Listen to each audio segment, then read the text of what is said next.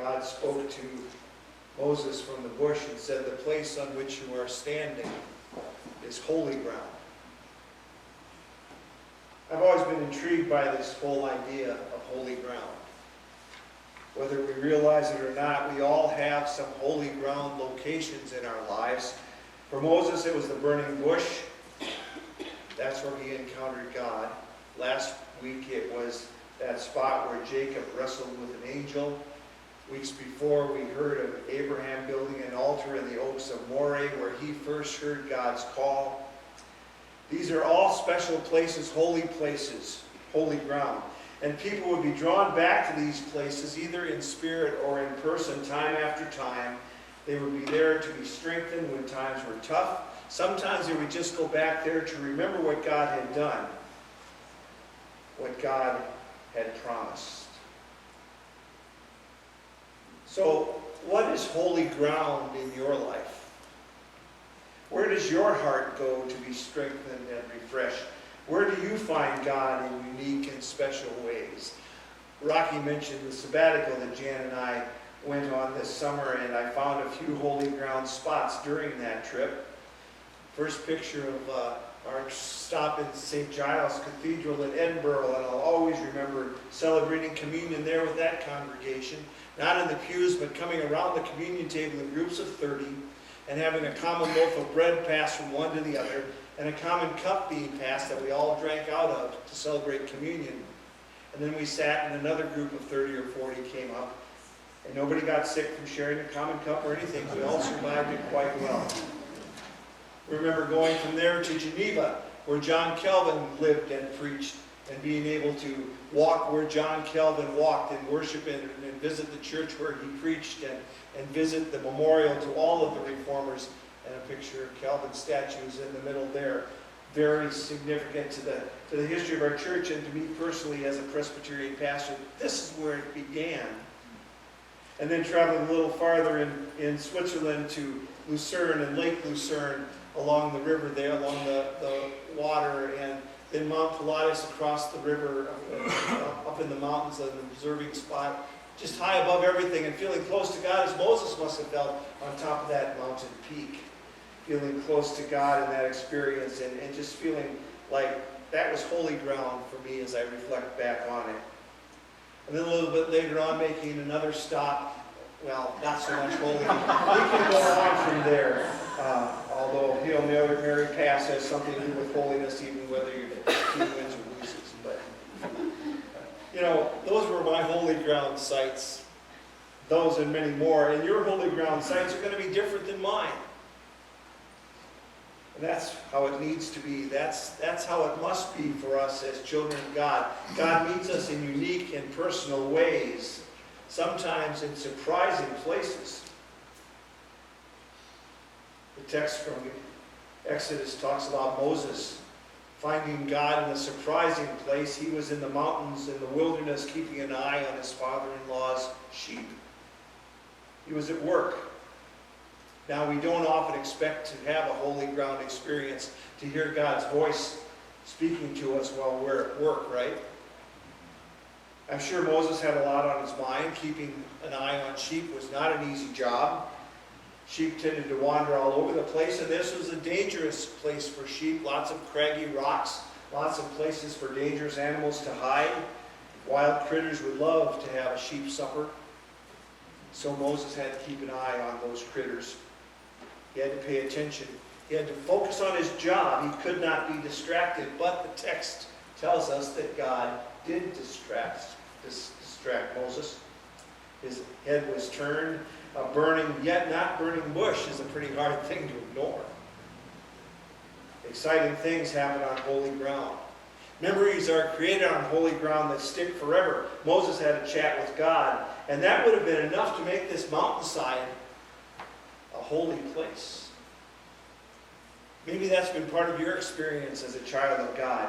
We even call those times of insight and closeness to God mountaintop experiences where we feel like we really have been in the presence of the holy. And if we had our way, we'd like to stay there.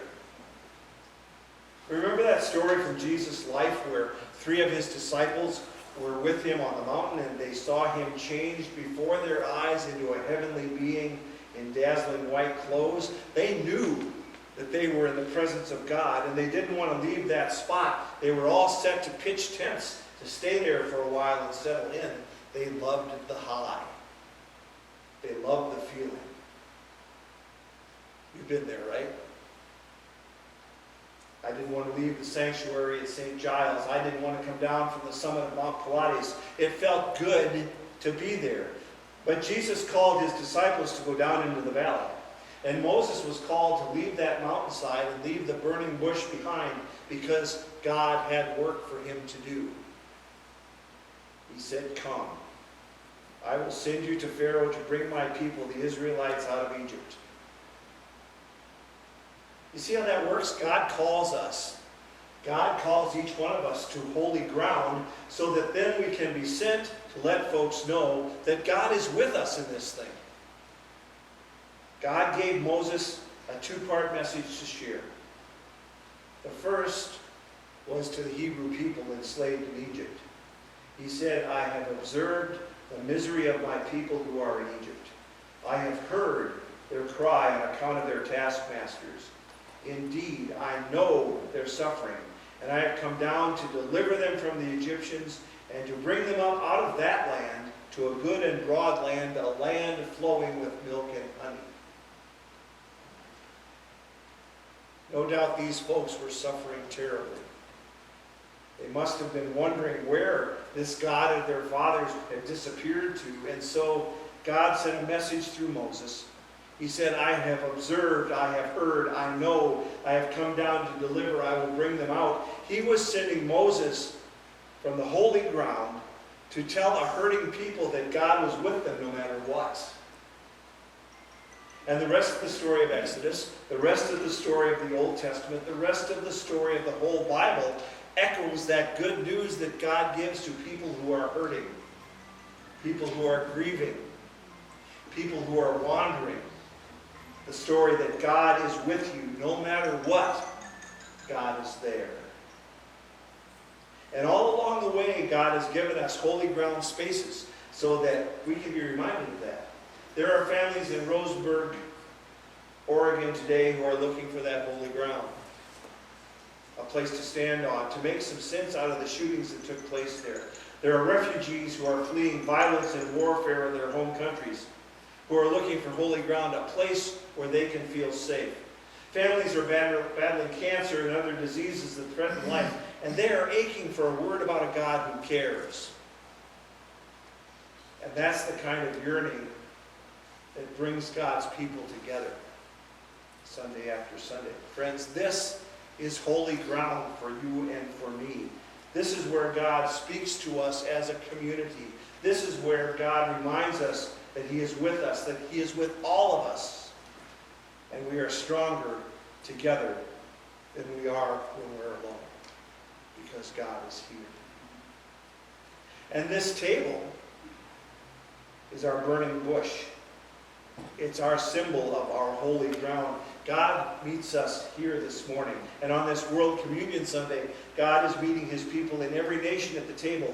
And we share the bread and the cup together. And we remember that the God of Abraham, Isaac, Jacob, and Joseph, the God of Moses and the Hebrew slaves, the God who led them through the wilderness and made them a nation, the God who stuck with them through all of their sufferings, who finally died for them and for us to set us free even from death himself, is our God. Our God who has called us to be his people. Remember that God? That's how much God loves us. And that's how much God calls us to love one another. This is holy ground for us, friends. Remember that. Be strong. And God's love will flow through you to a hurting world. Come to this table. Share in the grace of God. And remember. Amen. Would you pray with me? Lord, be with us as we come to this table this morning. Lift us up, draw us close. Make these words that we have read, words that we have heard, come to life inside of us and make this spot Make every spot where we encounter you, make all of our lives holy ground for you. Live in us, God, in Jesus' name.